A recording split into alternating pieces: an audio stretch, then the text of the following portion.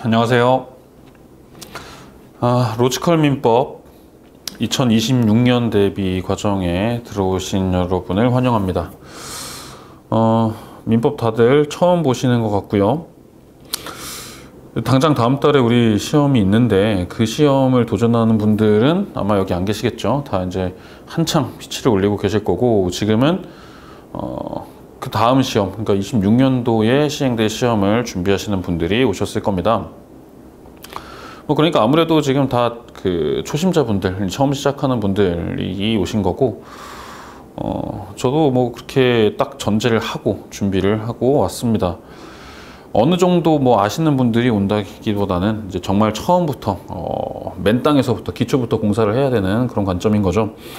그래서 여러분들한테 일단 이 수업이 시작이 되기 전에, 본 강의 진도 나가기 전에 필요한 내용들을 좀 먼저 말씀을 드리고 지나갈게요.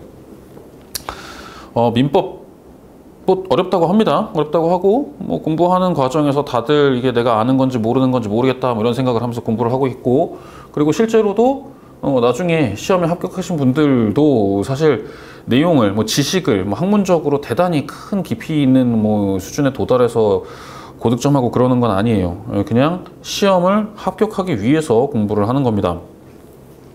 여러분들이 가져야 되는 가장 큰 목표는 뭐 점수 몇 점 뭐 이런 것들은 좀 세부적인 목표인 거고, 제일 중요한 건 짧게 끝낸다.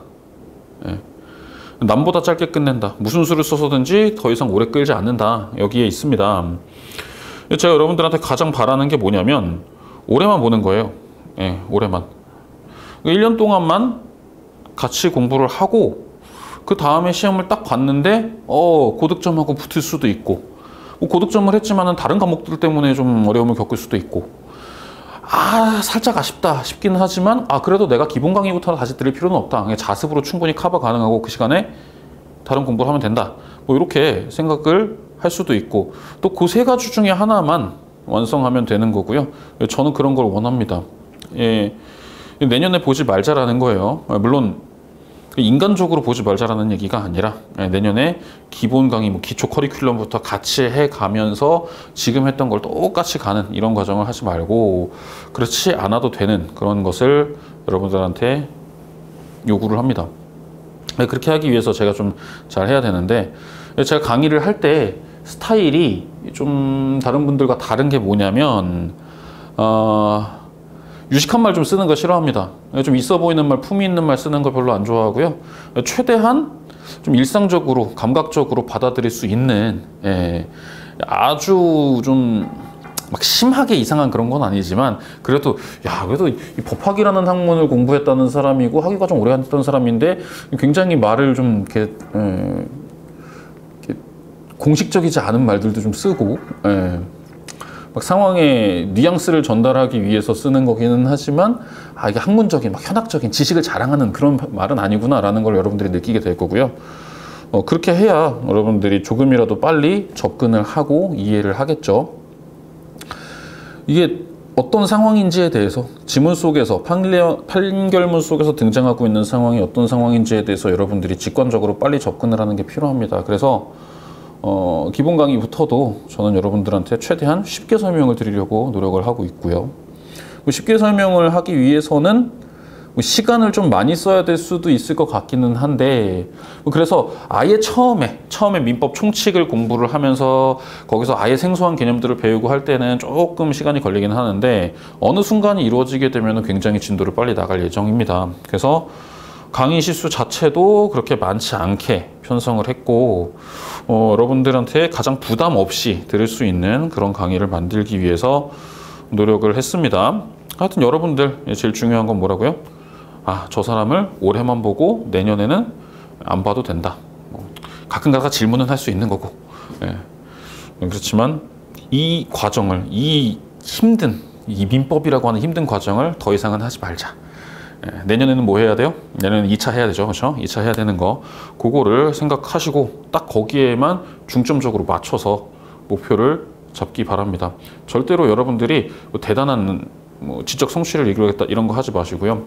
깊이 있게 파악하겠다, 원리를 파악하겠다 이런 거 하지 마세요. 그런 것들은 제가 설명해 드리는 범위 내에서만 듣고, 그리고 그 안에서 여러분들이 취소 선택해서 받아가는 겁니다. 그리고 시험이 끝났다. 다 잊어버려도 됩니다. 내년 2월이 딱 됐어요. 시험 봤어요. 나오는 순간 민법에 대해서 어지간한 건 다 잊어버려도 됩니다. 예. 대신에 이제 민사소송법에서 필요한 거 이런 것들은 좀 남겨둬야 되는데, 예, 그렇지 않은 것들은 정말 모르겠다 그냥 다 외워버리자 뭐 이렇게 해가지고 외워버리는 이런 거 있잖아요. 그런 것들은 그냥 잊어버려도 된다. 그런 마음가짐으로 수업을 들으시기 바랍니다. 첫 시간이니까 뭐 이 강의도 그렇고 제가 가지고 있는 여러분의 연간 계획이라든지 공부 방법이라든지 이런 것들을 조금 이야기하고 넘어가는 걸로 할게요. 일단 지금 시간이 1월 달이니까 아무래도 이번 2월에 시험을 보는 학생들은 거의 없겠죠. 그러니까 거의 대부분 처음 보는 학생들이 이 과목을 들을 거고, 그러면 여기저기서 들은 말 되게 많을 겁니다. 누구는 이렇게 해야 된다, 누구는 뭐 저렇게 해야 된다, 뭐 이렇게 얘기를 하는 것들이 되게 많을 텐데, 일단 모든 과목들의 공통적이라고 얘기할 수 있는 거를 말씀드리면 여러 번 본 사람이 이긴다라는 싸움입니다. 네, 한 번을 제대로 봤다라고 하는 사람이 이기는 게 아니라 여러 번 본 사람이 이기게 되는 싸움입니다. 근데 이거는 지금 우리가 보고 있는 뭐 공무원 시험, 자격증 시험뿐만 아니라 옛날에 막 조선시대, 고려시대 때 봤던 과거 시험 있잖아요. 그것도 똑같아요. 뭐 시험도 여러 가지 종류가 있잖아요. 공무원 시험도 뭐 5급 시험도 있고, 뭐 그다음에 뭐 7급 시험도 있고, 9급 시험도 있고, 국가직도 있고, 지방직도 있고, 자격증 시험도 다양한 자격증들이 다 있는데 기본적으로 다 비슷해요. 여러 번 본 사람이 이긴다라는 싸움이에요.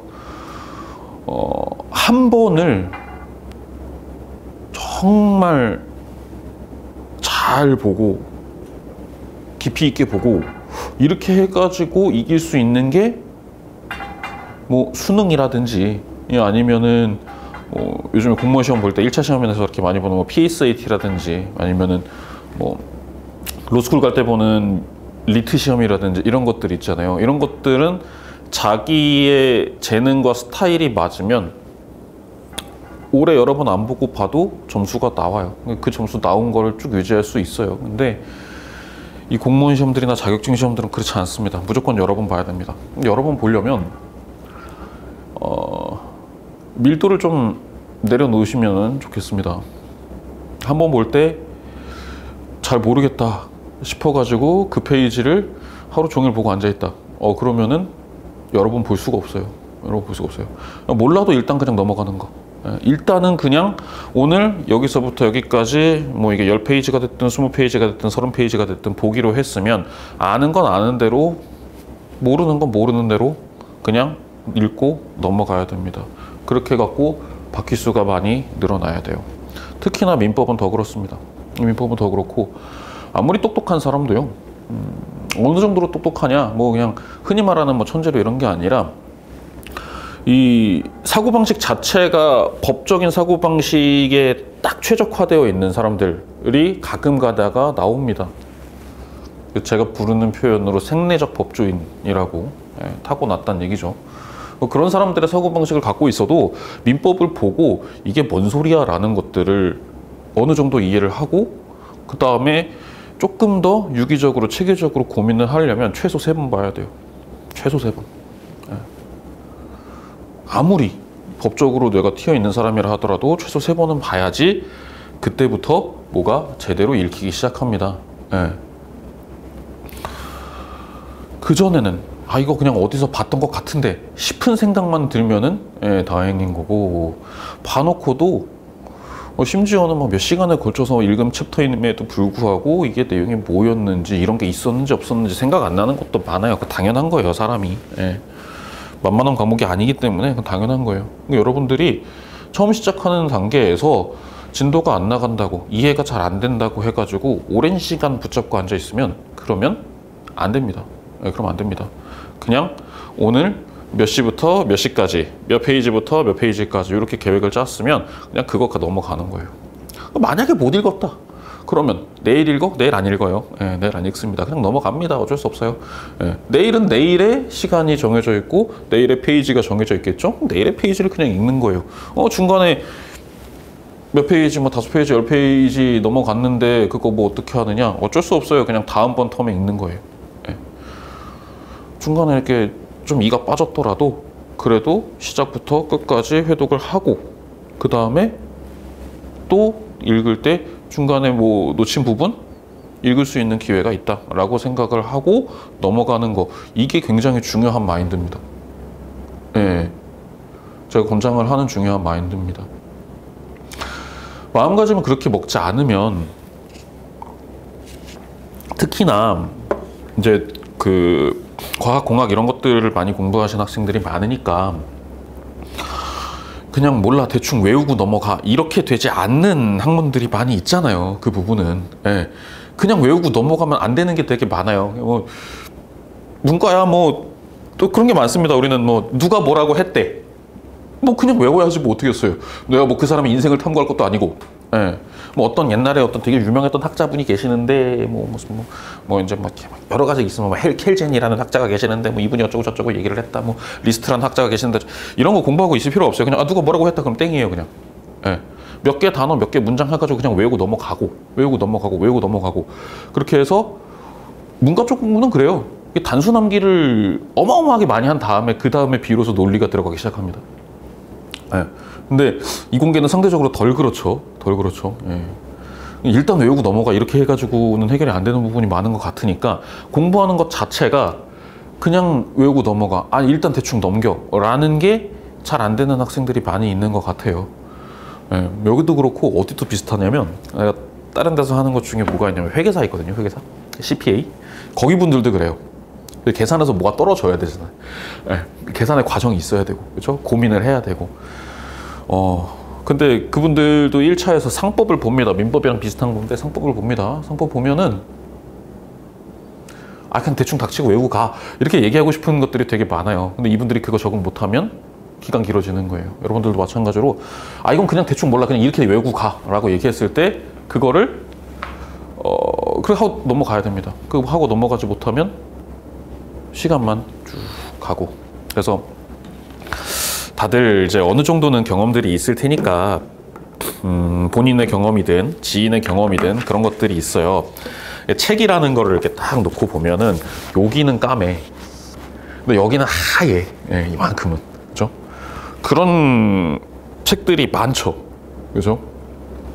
뭐 고등학생들 책들 봐도 고등학생 학원들을 가가지고 거기 있는 책들 봐도 여기만 까만 애들이 되게 많아요. 예. 그렇다는 거는 여기는 10번 본 거예요. 근데 시험 볼 때까지 1차 볼 때까지 여기는 10번 본 사람들 많아요. 여기는 안 봐요. 여기 몇 문제 나올까요? 페이지 수를 비교해 가지고 놓고 봤을 때 여기가 뭐 한 5분의 1쯤 된다라고 치면 그 문제 수 대비 여기 5분의 1만큼 나오느냐, 40문제 중에 8문제가 나오면 안 나오겠죠? 그렇죠? 한 2문제, 3문제 나오겠죠? 그죠? 안 중요합니다. 특히나 앞에 있는 서론 이런 거 되게 안 중요하고요. 그래서 내가 여러분들 기본서도 일반적인 이론서 이런 거 잘 안 보고 그냥 여러 번 보기 편하게 생긴 그런 책으로다가 이렇게 골라갖고 하는 거예요. 처음 보는데 이론 설명 하나도 안 돼 있다 이런 것 때문에 걱정이 되실 수는 있는데 그럴 때는 이제 참고할 거를 따로 찾아보셔도 되고 제가 웬만하면 설명을 다 드리니까 구체적으로 설명을 드리니까 그거를 믿고 잘 적어놓고 필기해놓고 가면 됩니다. 뭐 이런 설명하고 그렇게 많지는 않아요. 어차피 이 책은 다 조문 다 있기 때문에 조문 읽고 이게 뭔 소리인지 머릿속에서 이해가 되기 시작하면 그러면은 문제가 풀리거든요. 근데 그 전까지는 스스로 좀 내려놓음이 있어야 됩니다. 이거 원래 어려운 거다라고 생각하셔야 됩니다. 내가 바보라서가 아니에요. 여러분들이 바보라서가 아니고 여러분들이 안 맞아서가 아니고 원래 이거는 시간을 일정 시간 들이기 전에는 답이 안 나오는 그런 과목이다라는 거를 생각을 하세요. 이렇게 해서 여러 번 보기 위해서 노력을 해야 되는 마인드 하나 말씀드렸고 또 한 가지 마인드 법은 책을 보면 다 한글이에요. 그죠? 뭐 이렇게 한글이 많은 책 되게 오랜만에 보죠. 그죠? 고등학교 졸업한 이후로 이렇게 글씨가 많은 책을 보기가 되게 힘들 겁니다. 근데 다 한글이에요 그냥. 근데 한글이라는 건 뭐냐면 훈민정음으로 적혀 있다라는 얘기고요. 그렇지만 생각은 이거 외국어라고 생각하셔야 됩니다. 이거 외국어예요 싹 다. 그냥 모든 단어가 다 새로 외국어, 뭐 영어 공부하듯이 그 나라 말 처음 공부하듯이 단어 하나하나부터 내가 자연스럽게 익숙하게 외우고 이렇게 넘어갈 수 있어야 되는 과목인 거고, 그렇지 않으면 이거를 자꾸 한글라고 생각하면은 그러면 또 여기서 벽에 부딪혀 버립니다. 이걸 한글이라고 생각을 해가지고 그냥 우리말 내가 충분히 20몇 년 동안 한글 다 쓰고 살았고 뭐 어지간하게 다 했고 여러분들 다 작문도 잘 했을 거고 뭐 대학 갈 때도 막 여러 가지 서류 같은 거 낼 때 보면은 막 이렇게 몇 페이지짜리 막 써서 하고 막 논술 시험도 많이 보고 막 했잖아요, 그렇죠? 했는데 그러니까 이거 그냥 글 읽듯이 하면 되겠지? 안 읽혀요. 안 읽힙니다. 이거 그냥 외국어입니다. 문법은 한글 문법이냐? 문법도 되게 이상한 소리들 많이 있어요. 예. 그거는 왜 그렇게 됐냐면 우리가 이제 자생적으로 몇백 년 동안 발전시킨 학문이 아니기 때문에 그런 이유가 있는 거예요. 예. 우리나라 법을 보면 수입산이에요. 예, 법은 수입산이에요. 거의 다 수입산이에요. 여러분들 보는 산업재산권 관련돼 있는 것들도 사실 수입산인데 걔네들은 더 어려운 게 뭐냐면은 이제 되게 여러 나라에서 수입을 한 거라 가지고 그래서 좀 어렵고, 민법 같은 경우에는 어떻게 들어오게 되느냐, 일본이 그냥 갖다가 이렇게 심어놓고 갑니다. 뭐 그쵸, 우리가 36년 동안이나 지배를 받았는데, 일본 애들 마인드에서는 뭐예요? 열도도 일본, 한반도도 일본, 같은 나라잖아요. 그렇죠? 같은 나라인데 법이 다르겠습니까? 뭐 법은 같죠. 그렇죠? 뭐 법은 같은데 이제 대접이 좀 다르겠죠. 그렇죠? 법은 평등하지 않았겠지. 일본인에게 적용되는 상황과 한국인에게 이 적용되는 상황이 이게 똑같은 짓을 했어도 다르게 대접을 받았겠죠. 그렇죠? 예. 뭐 지금 말로 하면은 뭐 유전무죄, 무전유죄라는 말이 있듯이 뭐 그때도 지들한테 하고 이제 뭐 한국인들한테 하고 차별이 있었겠죠. 어쨌든 법 자체는 똑같은 걸 이제 심어놓고 쓰는 거예요. 36년 동안. 얘네들은 36년 동안 이렇게 심게 됐을 때 그럼 지네들은 뭘 갖고 만들었겠느냐? 걔네들 뭐 옛날에 우리나라 뭐 고려 때, 우리나라 조선 때 기준으로 놓고 보면 훨씬 우리나라보다 뒤쳐져 있던 나라였는데 어느 순간 이 서양에서, 유럽에서 뭐 이런 거 저런 걸 막 받기 시작하잖아요. 그렇죠? 그렇게 해가지고 법제도 이런 것들을 되게 빨리 수입을 해가지고 또 나름대로 자기네들한테 좀 맞게 이렇게 변형을 시켜갖고 만드는 작업을 우리보다 훨씬 더 빨리 합니다. 뭐 어디 거를 수입을 했느냐? 처음에는 프랑스 걸 수입을 했어요. 얘들이 또 일본 애들이 야망이 있어가지고 자기네들이 딱 유럽을 봤는데 유럽에서 잘 나가는 나라, 당시 딱 보니까 프랑스가 제일 잘 나가는 것 같아. 막 나폴레옹도 있고 막 멋있잖아요, 그렇죠? 그러니까 프랑스다라고 해가지고 프랑스가 열심히 공부해갖고 열심히 다 베껴온 다음에 다 이렇게 막 분석을 하고 여러 가지 작업을 합니다. 그 사이에 이제 프랑스가 조금 약해지고 누가 세져요? 독일이 세져요. 갑자기 독일이 막 올라와요. 그래서 그 이전에 프랑스한테, 나폴레옹한테 당한 거를 막 이렇게 갚아주면서 이게 또 두들겨 패고 막 그러죠. 그러니까 얘네들이 보고 아니다, 독일이다, 갈아타자 해가지고 독일 거를 또 많이 갖고 와가지고 자기네 거의 기본을 다 만들어 놓습니다. 그래서 독일의 법하고 일본의 법하고 한국의 법하고 이렇게 딱 놓고 보면은 별 차이가 없어 보이는 것들이 되게 많아요. 거의 대부분이. 네. 그 일본의 사람들은 독일에서 배워왔잖아요. 그러면 자 생각해 보면은 1930년대 40년대 일본의 법대에 있는 교수들은 독일 유학파가 많겠네요. 그렇죠? 프랑스 유학파, 독일 유학파 이런 분들, 특히 독일 유학파들이 많겠네요. 그렇죠? 그리고 독일 책을 가지고 번역한 교재들이 되게 많았겠네요. 그렇죠? 우리나라 해방 이후에 교수님이 되신 뭐 되게 유명하신 분들이 있을 거 아니에요. 학계에 이제 이미 다 돌아가시긴 했지만 옛날 분들 보시면 이분들 같은 경우에는 일본 유학파들이 많을 거 아닙니까? 1930년대 대학 다니신 분들이라고 하면.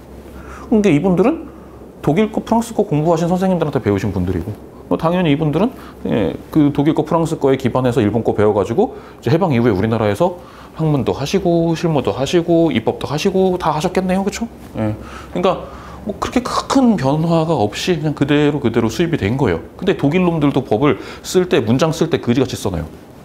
그래서 일반적인 독일어 전공하셔가지고 독일 문헌 번역하시는, 통번역하시는 분들이 봤을 때도 자기네들도 법조문이랑 판결문이랑 이런 것들은 다른 세상 글이라고 합니다.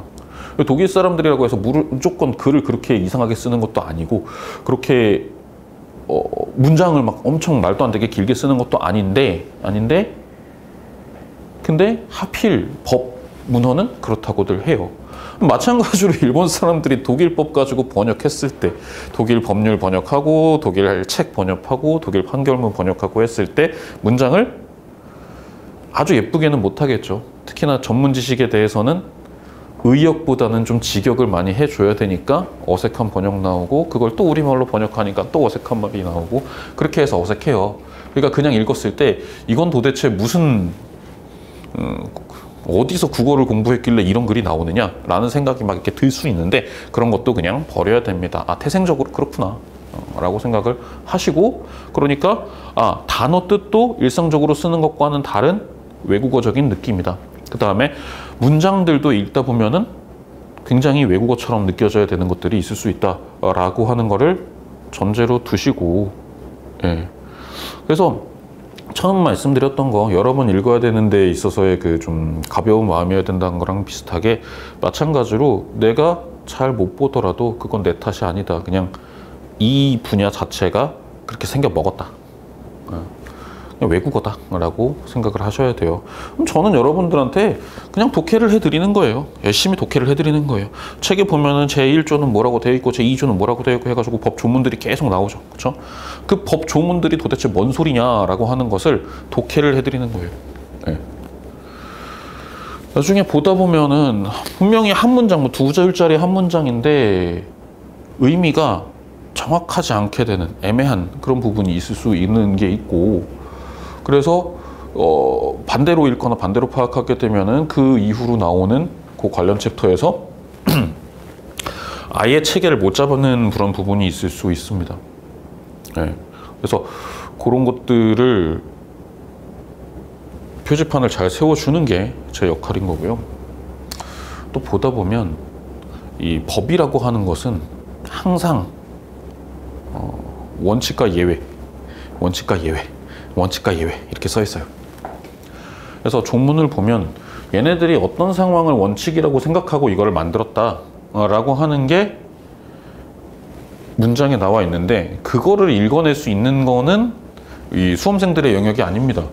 그건 학문한 사람들의 영역인 거지 수험생들의 영역이 아닙니다.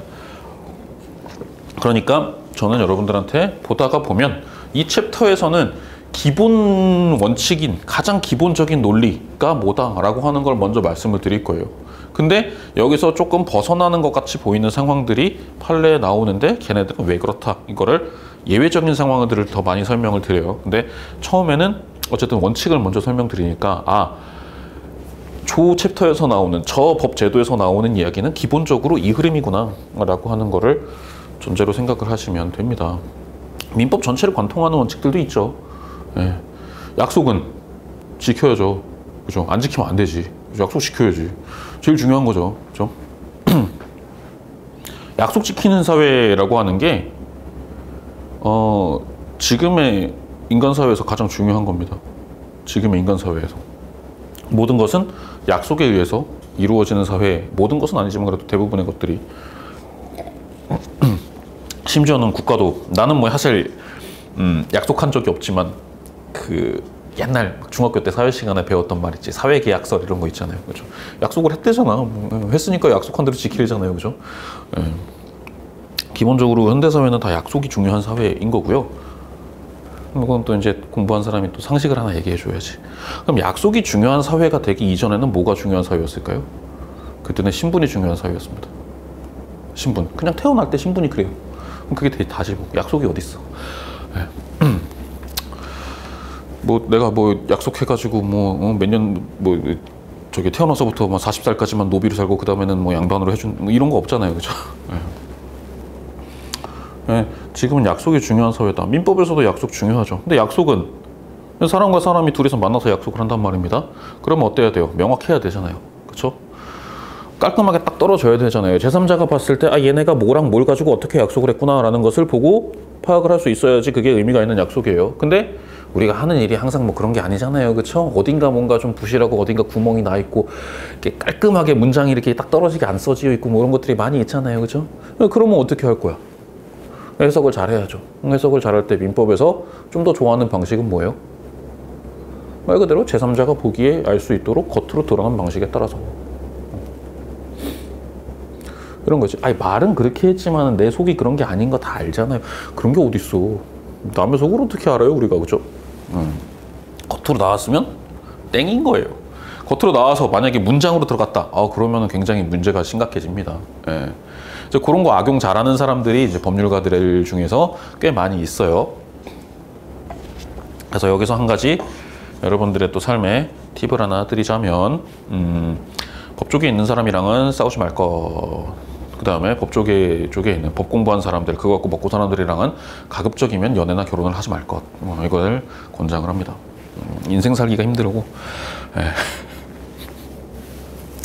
굉장히 힘듭니다. 우리 같은 사람들은. 나도 알아요. 그래서 뭐 약속은 지켜라. 그 다음에 어떤 사람이 자기 속으로만 생각한 것보다는 겉으로 드러난 것, 사람들에게 보여준 것, 내가 뭐라고 말을 했거나 글을 썼거나 이런 식으로 표시를 한 것이 좀 더 중요한 가치를 지닌다. 그 다음에 뭐 근데 모든 행동에 마찬가지죠. 내가 한 거에 대해서는 내가 책임진다. 내가 한 거 아닌 건 그건 내가 책임 못 진다. 그죠? 내가 한 건 내가 책임져야죠. 내가 한 건 내가 책임져야지. 내가 한 게 아니면 그걸 내가 뭐 어떻게 책임져요? 그죠? 뭐 천재지변이 있을 수도 있고, 예. 그런 것까지도 내가 뭐든지 그냥 처음부터 끝까지 다 책임져라 라고 할 수는 없다. 즉 나의 책임이 발생할 수 있는 근거가 있어야 된다.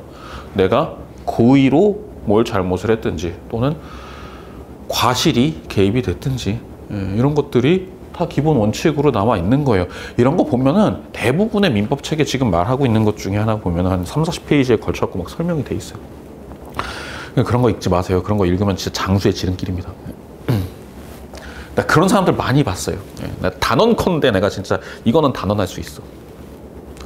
어떤 분이 구술을 했다 그러잖아요. 우리나라에서 제일 유명한 어떤 분이, 실명은 얘기하지 말아야지 고소당하니까, 구술을 했다 그러잖아요. 그죠? 유명한 사람 있어요. 되게 유명한 사람. 나보다 키도 크고 나보다 뚱뚱한 사람 있어요. 근데 그 사람도 가만히 있으면 보면은 그게 있어. 내가 지금 봐야 되는 텍스트가 있고 내가 지금 봐야 되는 어떤 문서가 있고 상황이 있을 때 여기서 좀 더 집중해서 중요하게 파악을 하고 그 추출된 정보를 통해서 판단을 하고 이런 것들을 잘 가려내는 사람이 아니기 때문에 이상한 데 꽂히는 거야. 저 구석탱이에 있는 거.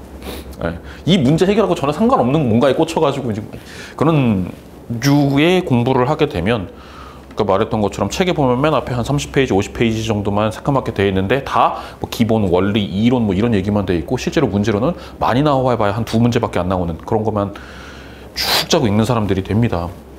절대 그러면 안 돼요. 절대 그러면 안 되니까 제가 완급 조절을 할 수 있게 최대한 좀 맞춰 드릴 거고 거기에 잘 따르시면 되겠습니다. 원칙과 예외 관계를 설명을 하면서 또 여기에서 이어서 해야 되는 얘기가 뭐냐, 이 대부분 원칙이라고 이렇게 법에 딱 규정이 돼 있는 것들은 그러면 어떻게 해서 이렇게 나왔느냐라는 걸 우리가 한번 생각을 해볼게요. 살아남은 거예요. 살아남은 거예요. 흔한 그 말들 중에 그런 거 있잖아요. 강한 자가 살아남는 게 아니라 살아남는 자가 강하다 뭐 이런 거 있잖아요. 이 법이라고 하는 것은 어떻게 해서 발전을 하게 되느냐, 모든 법은 기본적으로 분쟁을 전제로 합니다. 분쟁. 싸워야 돼. 싸우는 게 이제 뭐 머리끄댕이 잡고 이제 뭐 너 죽고 나 살자 뭐 이런 싸움이 아니고, 법학에서 말하는 분쟁이라고 하는 것은 뭐냐면 법의 해석 적용에 대해서 생각이 다른 거예요. 이 사람이랑 이 사람 법의 해석 적용에 대해서 생각이 다르면 그게 분쟁인 거예요. 그냥. 네. 똑같은 상황에서 놓고 봤을 때 이 사람 입장에서는 뭐 그런 거 있잖아요. 사칙연산으로 얘기를 해볼게요. 야, 곱하기를 먼저 해야지 라고 해석하는 사람이 있고, 아니야, 야, 순서대로 해야 되니까 더하기 앞에 있으면 더하기 먼저 해야지, 이렇게 싸우는 사람이 있단 말이에요. 그렇게 해가지고, 그러니까 명제는 뭐야? 덧셈이나 곱셈의 경우에는 이제 앞에서부터 해도 되고 뒤에서부터 해도 된다 이렇게 되어 있고, 이 뺄셈이나 나눗셈이 있을 때는 앞에 거부터 해야 된다 이런 게 있을 때, 이거 가지고 이제 섞이면 이제 여러 가지 해석들이 나온단 말이에요. 그러면 덧셈이랑 곱셈이 섞여 있을 때는 뭐부터 하느냐를 갖고 있으면 아무거나 해도 된다. 앞에서부터 해야 된다. 뒤에서부터 한 4-5가지 설이 나올 수 있어요. 그죠? 4-5가지 설이 나올 수 있는 걸 가지고 서로 생각이 달랐다. 그게 분쟁이에요. 분쟁인데 다만 여기에 걸려있는 게 뭔가 굉장히 나한테 중요한 게 걸려있는 거죠. 그 결과에 따라서 내가 재산적인 측면에서 문제가 생길 수도 있고 아니면은 내가 뭐 쇠고랑을 찰 수도 있고 안 찰 수도 있고 뭐 이런 상황이 될 수도 있는 건데 그렇게 분쟁을 하고 있는 사람들 사이에서 얘가 주장하는 말이 있고 그 다음 얘가 주장하는 말이 있어요. 그 중에 수백 년 동안 살아남은 걸 모은 게 법조문이에요. 네. 옛날에는 법조문이 이렇게 자세하지 않았을 거 아니에요. 상식적으로 생각을 했을 거 아닙니까? 또는 뭐 그 사회에 기존에 있던 규범, 특히나 뭐 종교적인 규범이라든지 이런 걸 토대로 해가지고 서양을 기준으로 생각해 보면 죄송합니다. 서양을 기준으로 생각해 보면은 정말 옛날에 막 BC 뭐 얼마 뭐 몇천 년 가면은 그때 뭐 서양 기준으로 생각하니까 막 10계명 하나 있었겠죠. 법조문이 10개밖에 없어. 그거 갖고 이제 해석을 하는 거야. 네. 법조문이 조금씩 늘어나더라도 실제 사례에서 적용되는 부분들은 명확하지 않으니까 다 해석을 해가지고 판단을 했겠죠. 우리도 마찬가지예요. 예. 법조문 몇 개 없지. 근데 뭐 갖고 판단해요? 공자님이 말씀을 하셨는데 이런 게 중요하대. 맹자님이 말씀하셨는데 이게 중요하대. 그러니까 이거에 맞춰야 돼. 이렇게 해석을 하면서 분쟁을 해결했단 말이에요. 그렇게 해서 살아남은 견해들, 살아남은 설들이 법조문에 들어간 거예요. 수백 년 동안 다수의 사람들이 선택을 한 거죠. 선택을. 그 내용을 선택한 게 그게 살아남은 거고 그러니까 다수가 선택을 했으므로 지금 우리가 공부할 때도 우리 다수가 생각했을 때 그럴싸해. 예, 그게 좀 비슷한 것 같아. 나도 법이 없이 그냥 판단해보면 그렇게 행동하는 게 맞을 것 같아. 이렇게 생각할 수 있는 것들이 대부분 조문에 있는 겁니다. 그렇기 때문에 딱 조문을 보고 거기 관련되는 판례를 딱 보고 공부를 했을 때 여러분들이 뭔 작업을 해야 되냐면 이건 당연한 것 같다 싶은 걸 표시해야 되고 내 생각은 이건 좀 납득이 좀 안 간다. 반대쪽 결론이어야 되지 않을까? 싶은 생각이 당연히 들 수 있어요. 사람이니까. 그렇죠? 예. 그런 것들과 그런 것 두 가지를 별도로 표시를 해보세요. 그냥 딱 읽었을 때 이거 당연하지. 쉽게 읽히는 거는 여러 번 안 봐도 당연한 거라서 그냥 넘어가도 됩니다. 깊이 있게 안 보고 대충 보고 넘어가도 됩니다. 근데 딱 표시해 놓은 것 자체가 요거는 내가 생각했을 때 꼭 이렇지만은 않을 수도 있을 것 같아. 너무 당연하진 않은 것 같아. 라고 돼 있는 게 표시가 돼 있다? 그러면 거기에 대해서는 한 번 더 읽고 뭐가 답이고 이게 나에게는 함정이 될 수 있다. 네. 선택형 문제에서는 그런 게 함정이 될 수 있는 거예요. 표시해 놔야 돼요. 그 다음에 제가 수업하다가 말씀드릴 때 가끔 가다가 이건 또 제 기준이긴 한데 이거는 그냥 외우세요 라고 하는 게 있어요. 그냥 외우세요. 그냥 외워라가 있어요. 그냥 외워라. 그러면 그냥 외워야 될 거는 또 그거대로 표시를 따로 해놔야 됩니다. 우리 지도 같은 거 보면은 구석탱이에 이렇게 범례라고 해가지고 네모해놓고 이제 각종의 기호들에 대한 뜻을 이렇게 해놓고 있잖아요. 여러분들도 책이 됐든 필기 자료가 됐든 뭐 나중에 문제집이 됐든 다 그런 범례가 될 수 있는 나만 알아볼 수 있는 기호. 즉 내가 힘을 더 줘야 되는 부분, 힘을 덜 줄 수 있는 부분 이걸 내가 스스로 구별을 하는 기호를 많이 만들어야 돼요. 그 다음에 또 공부하면서 만들어야 되는 게 뭐가 있느냐면은 뭐 동그라미 세모 X가 됐든 아니면 뭐 상중하 표시가 됐든 뭐 1, 2, 3이 됐든 기역, 니은, 디귿이 됐든 여러분들 그것도 마찬가지로 스스로 알아볼 수 있는 기호를 만드는데 뭘 만들어야 되냐면 이 부분에 대해서는 내가 잘 알아. 나 이 부분 상당히 많이 알고 상당히 나한테는 쉬워 라는 부분, 애매해 라는 부분, 이건 나올 때마다 내가 헷갈려, 나올 때마다 틀려 라고 하는 부분, 그거를 구별해 놔야 됩니다. 우리 여러분들도 그 수능 볼 때까지, 중고등학교 공부할 때까지 많이들 그거 해봤을 거예요. 소위 말하는 오답 노트라고. 그렇죠? 오답 노트를 만드는 게 중요한 게 아니고요. 그 중에서 내가 조금 더 힘줘서 확인을 하고 더 열심히 짚고 넘어가야 되는 그 분야가, 그 단원이, 그 챕터가 어딘지를 내가 잘 아느냐 모르느냐가 되게 중요하거든요. 틀렸어도 이거 대한민국에 이거 맞춘 애들이 한 200명밖에 안 되는 그런 문제 틀린 거 가지고 오답노트 만든 다음에 그거를 막 2시간, 3시간씩 보고 앉아있으면 이거 의미 없어요. 예, 그런 문제들 있잖아요. 그런 문제들. 그런 거 보는 건 의미가 없어요. 예. 그것만 틀린 사람이면 모를까. 그것만 틀린 사람이면 모를까. 내가 대한민국에서 뭐 몇십 등 하는 사람들, 몇백 등 하는 사람들, 요 정도 수준이라 가지고 그것만 틀려. 나머지는 다 맞아. 이런 사람이면 모를까. 대부분의 사람들은 아니란 말이에요. 예. 또 틀렸어도 이거는 내가 아는 건데, 명확히 아는 건데 그날 뭐 헷가닥했든지 아니면 좀 졸렸든지 해서 틀린 거, 그런 것들 가지고 또 열심히 볼 필요가 없어요. 정말 내가 더 부족하기 때문에 봐야 되는 게 뭔지를 정리하는 게 되게 중요하단 말이에요. 예. 문제에서 틀린 문제가 5개라 하더라도 그 중에 진짜 나한테 의미 있는 건 한 3개 정도밖에, 또는 2개 정도밖에 없을 수도 있어요. 예. 소위 말하는 킬러가 3개다. 이거 가지고 이거 맞추겠다고 이거 정리해가지고 막 기를 쓰고 막 그렇게 할 필요는 없다라는 게 제 생각이라는 거예요. 여러분들이 공부할 때도 마찬가지예요. 내가 잘 아는 것, 애매하게 아는 것, 잘 모르는 것, 이런 것들을 구별해서 체크를 해놓고 회독수를 늘려감에 따라서 더 집중해야 되는 건 뭐예요? 잘 모르는 것 쪽에 더 집중하고 애매한 것 쪽에 더 집중하고, 그렇게 하면서 시간을 쓰는 겁니다. 모든 챕터를 같은 깊이, 같은 밀도로 읽는 게 아니에요. 그렇게 해가지고는 회독수 절대 안 올라가요. 만약에 그렇게 공부하는 사람은 어떻게 되느냐면 오히려 반대가 돼요. 내가 잘 아는 거, 내가 좋아하는 거에는 더 많이 봐, 더 열심히 봐, 더 오랜 시간 봐. 잘 모르는 거는 자꾸만 건너뛰게 돼. 자꾸만 애매하게 보게 되고 자꾸만 스킵하게 돼. 그러면 결과적으로 아는 것만 계속 보고 모르는 거는 계속 안 본 상황이 되는 거예요. 예. 그렇지 않기 위해서 내가 힘을 덜 줘야 되는 부분과 힘을 더 줘야 되는 부분을 항상 볼 수 있게 본인만의 기호를 설정해서 체크를 하기 바랍니다. 예. 자기 자신을 스스로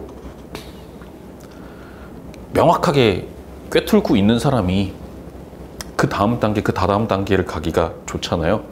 그거를 막 이렇게 명상하듯이 자아성찰하고 그러라는 게 아니고, 공부할 때는 그냥 그렇게 체크만 해놓으세요. 네.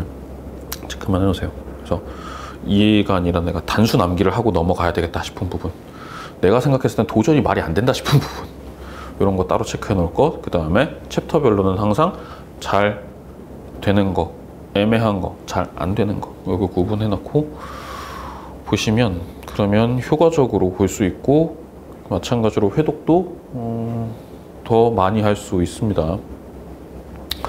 책에다가 밑줄 긋고 뭐 이렇게 색칠하고 형광펜 긋고 이런 것들은 저는 별로 권장하지 않습니다. 네. 하더라도 연필을 사용할 것을 주로 권장을 합니다. 그래서 회독을 할 때마다 줄 그어져 있는 부분, 뭐 동그라미 쳐져 있는 부분, 이런 것들이 조금씩 조금씩 지워질 수 있는 방향을 권장을 합니다. 네. 그렇게 해서 지운 게 많잖아요. 시험 딱 전달에 책을 한번 싹 봤는데 한 70~80%를 지웠다. 그러면 공부 진짜 열심히 한 사람이에요. 그 사람은 됩니다. 그 과목에 대해서만큼은 됩니다. 네. 그러한 이런 어떤 그 기술적인 팁들을 제가 또 말씀을 드렸습니다.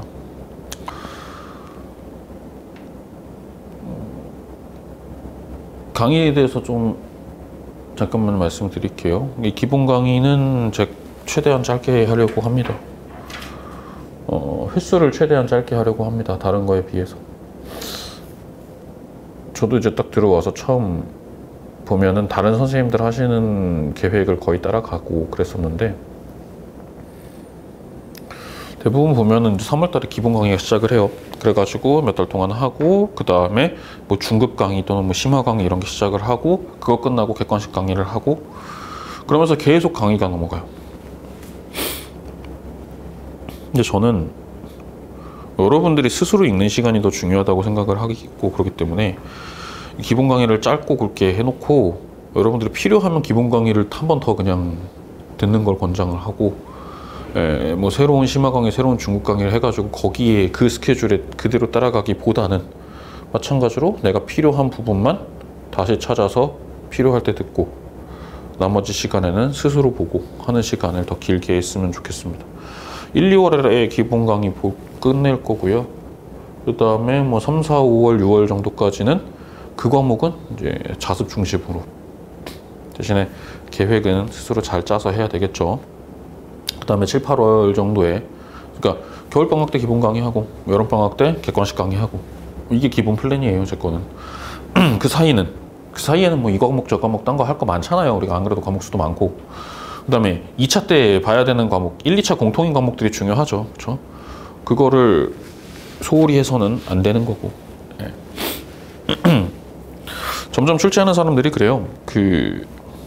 옛날에는 그런 거 있잖아요. 민법에서 점수를 좀 벌어놓고 딴 데서는 조금 점수를 까먹더라도 1차는 일단 통과하고 딴 과목들은 이제 2차에서 또 공부해서 하고, 이런 전략들을 많이 했었는데, 그 전략을 조금 또 이렇게 깨기 위한 노력들을 하는 게 또 최근의 출제 경향 중에 하나입니다. 네. 1, 2차 공통인 과목들이 있고 1차에서만 보는 과목들이 있는데, 1차에서만 보는 과목들에서 점수를 버는 과목으로 했었던, 막 90점대 이렇게 해갖고 하는 과목들을 했었던 거를 가지고 그렇게 계속 하니까 오히려 어떻게 되냐면 1, 2차 공통인 과목들에다가 난이도를 높이고 비중을 좀 높이고 이렇게 하게 만들려고들 출제를 하고 있는 게 생기는 것 같아요, 주최 측에서. 여러분들도 그 흐름을 완전히 벗어나 있으면은 안 됩니다. 그래서 어느 정도 제가 시간을 많이 들이고 그동안 복습은 복습대로 회독수를 늘리는 시간을 갖게 되고, 2달 동안 기본 강의 해가지고 1회독 하잖아요. 그럼 나머지 4달 동안 최소 2회독을 또는 3회독을 하겠다, 이렇게 생각을 하고 가는 게 좋습니다. 그렇게 하면은 반년 동안 3에서 4회독을 하는 거죠. 그렇죠? 객관식 할 때도 마찬가지로 듣고 또 하고 하게 되면은 마찬가지로 2에서 3회독은 더 하게 되는 거예요. 예, 그러면은 6회독, 7회독 정도를 1년 동안은 최소한 보게 되는 건데, 그 정도 돌려서 보고 있으면, 그러면 어지간하면 여러분들은 80 이상은 나오게 됩니다. 그것만 돌려도, 그것만 돌렸어도 80점대는 그냥 나와요. 모든 사람들이 다 그러지. 내는 거 또 낸다고. 자주 나오는 것만 보고 있으면 그렇게만 해도 80점대는 일단 나옵니다. 거기서 4개 더 맞추면 이제 90점대 나오는 거예요. 그렇죠?